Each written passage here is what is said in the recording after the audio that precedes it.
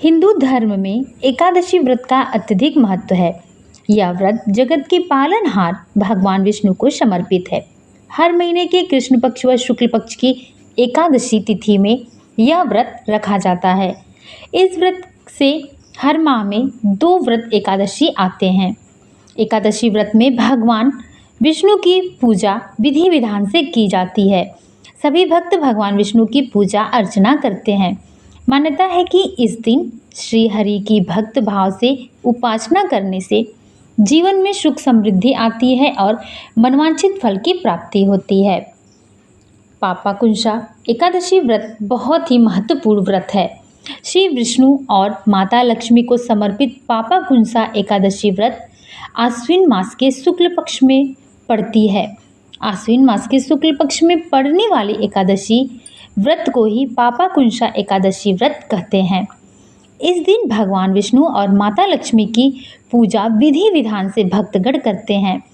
मान्यताओं के मुताबिक इस दिन जो साधन या भक्त विधि रूप से भगवान की पूजा करता है, भगवान विष्णु उसके सभी रोग दोष से मुक्ति दिलाते हैं उसे और मृत्यु के पश्चात स्वर्गलोक की प्राप्ति कराते हैं।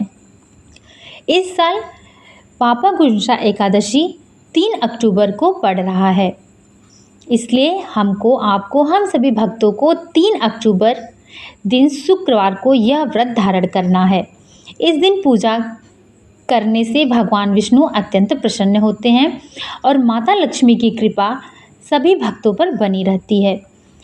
पापाकुंशा एकादशी एक महत्वपूर्ण एकादशी व्रत है। साल में पूरे 24 एकादशी आती हैं। जो लोग पूरे 24 एकादशी व्रत धारण करते हैं उनके लिए बहुत ही अच्छी बात है, लेकिन जो लोग किसी कारणवश 24 एकादशियाँ धारण नहीं कर पाते हैं उनको कुछ 24 एकादशियों में से महत्वपूर्ण एकादशियों का व्रत अवश्य धारण करना चाहिए। उसमें से एक पापाकुंशा एकादशी का व्रत भी है।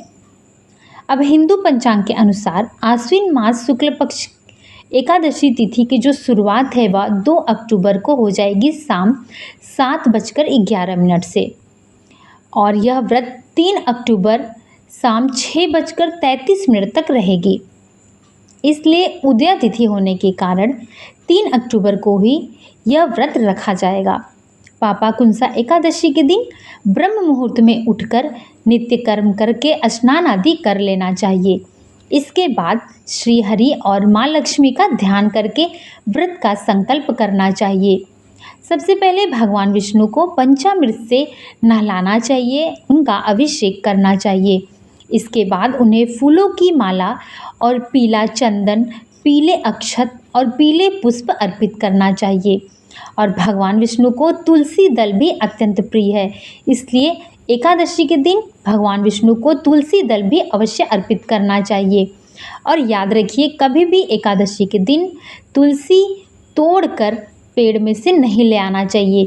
तुलसी के पेड़ के नीचे जो गिरी हुई तुलसी की पत्तियां होती हैं वही उन्हें अर्पित करना चाहिए। भगवान हरि और माँ लक्ष्मी की प्रतिमा के सामने शुद्ध देसी घी का दीपक जलाना चाहिए और भगवान विष्णु के मंत्रों का जाप करना चाहिए।